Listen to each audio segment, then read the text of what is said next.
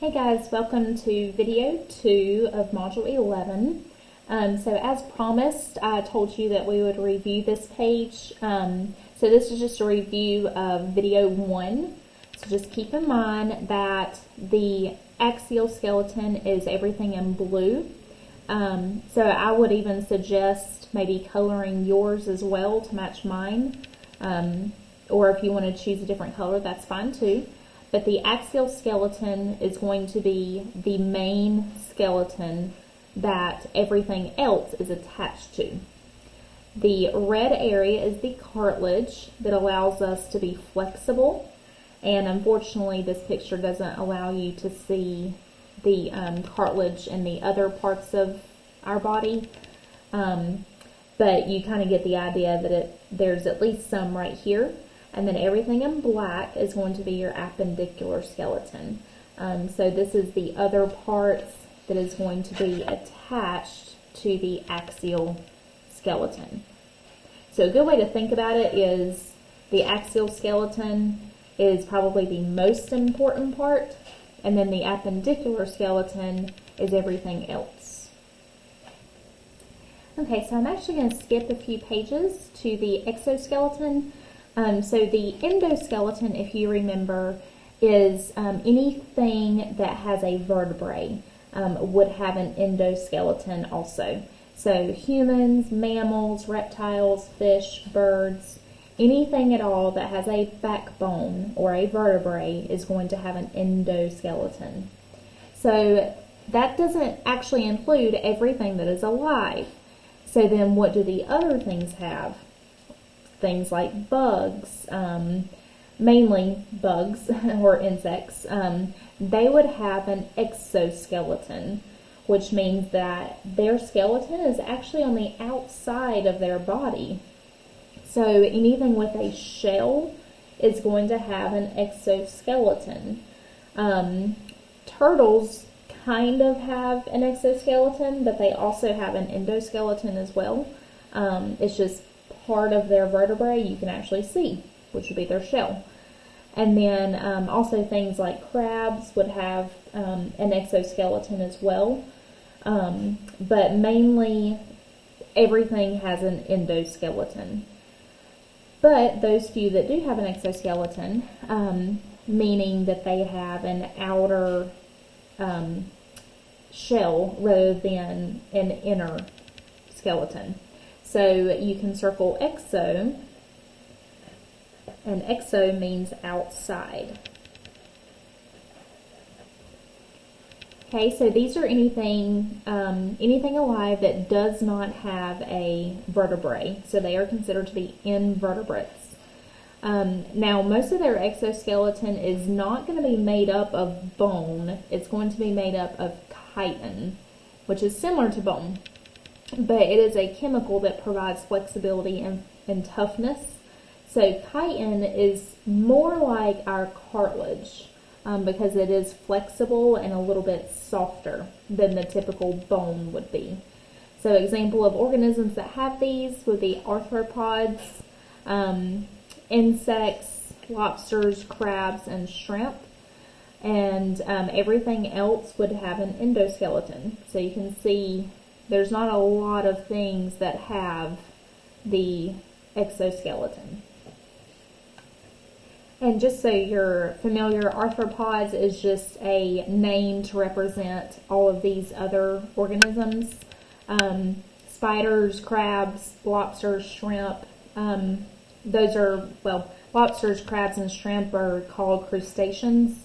And then insects and spiders, of course, they are all under the same group of arthropods. So arthropods is just a name to represent an invertebrate organism. Now I'm going to actually go back to talking about endoskeleton now, because that's all we have for exoskeleton. It's a very small little area or section. So if you will turn back to page 2 of your notes with me, we're going to be talking about bone anatomy, because the bone anatomy is still going to be under the endoskeleton section. So all of our bones have a very particular structure to them. So the bone matrix is made up of cells, and it's also made up of collagen and proteins. So the collagen allows for flexibility, and then proteins allow for the hardness. So you're actually going to be able to see this in person doing an experiment later on. If you can get like a chicken bone of some sort, or even like a small dog bone that is made up of actual bone, not one of those chewable ones. And if you notice when you first get it, it's very hard and it's not very flexible. But the longer you soak it, and I believe it's vinegar that you're going to be soaking it in, the longer you soak it, the softer and the more flexible it will get. So the flexibility comes from collagen and the hardness comes from the proteins. The medullary cavity is the center of the bone where there is bone marrow and blood vessels. So that's an important part that protects the bone marrow and the vessels. So if your medullary cavity gets damaged in some way, then it can be, let's just say, a bad day, because then your blood vessels probably would not be doing their job, which means you would not be getting blood to that bone. So in other words, that bone would probably end up dying and being useless because you wouldn't have the blood vessels bringing blood to it to keep it alive. And then you have two types of bone, I guess you could say, that is within the bone, which is kind of confusing. But the spongy bone is the porous type bone. So it has open spaces that is in the solid bone that gives it like a spongy look.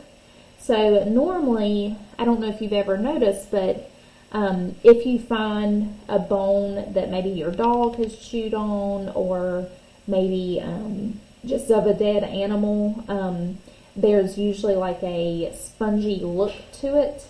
It has holes all in it. That is the spongy bone that you are seeing. Now the compact bone is solid bone with no spaces in between. So it literally looks kind of like a piece of wood when you see compact bone.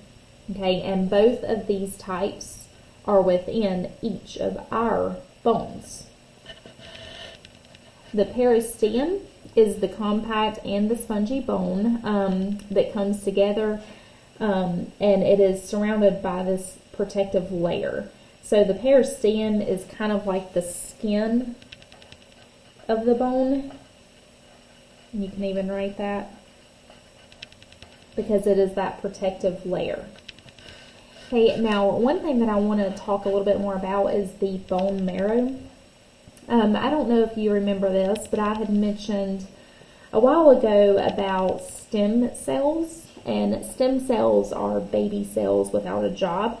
They're very valuable in treating different diseases and even healing diseases that are already there, genetically induced diseases, if you will. So this bone marrow is one of the only places that you can find stem cells in an adult. Most of these stem cells are from embryos, and I know we had that conversation about embryo stem cells. There's a lot of people that disagree for various reasons.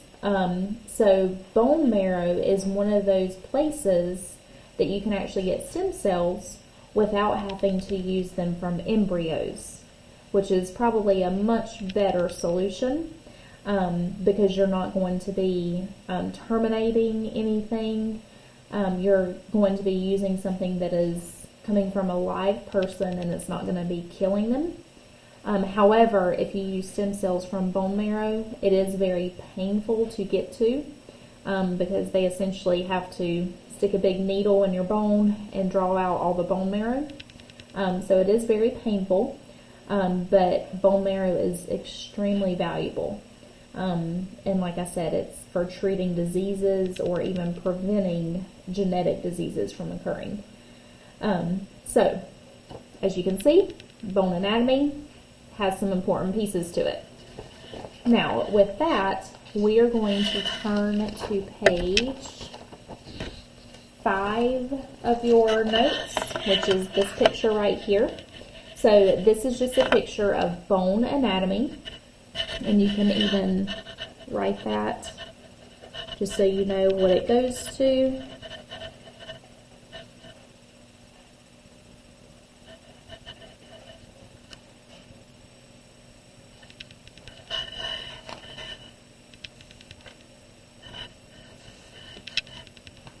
Okay, so the bone anatomy, this is talking about all the things that I just mentioned.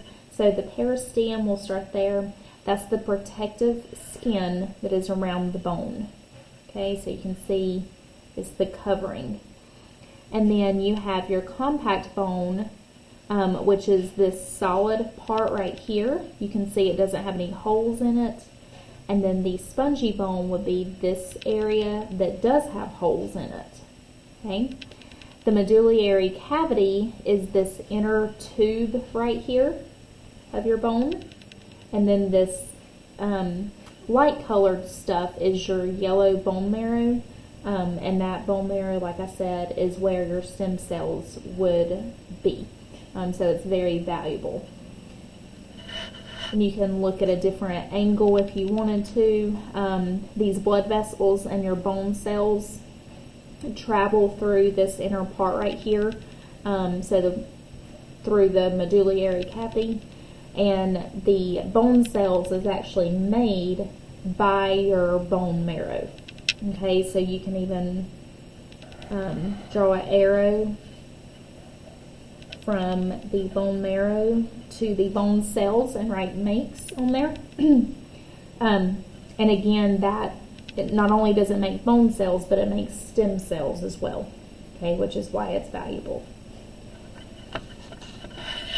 Now, with that being said, on this page right here, and I'm sorry I keep flipping pages, I'm not going to actually do this on the video. I would like you to attempt this without looking at your notes in order to maybe prepare for your test. So you don't need to do this today. But maybe after you've had a little bit of time to look over your skeleton and what it looks like, then try labeling this for fun, just to see how you do. And that will conclude video number 2. Have a great day.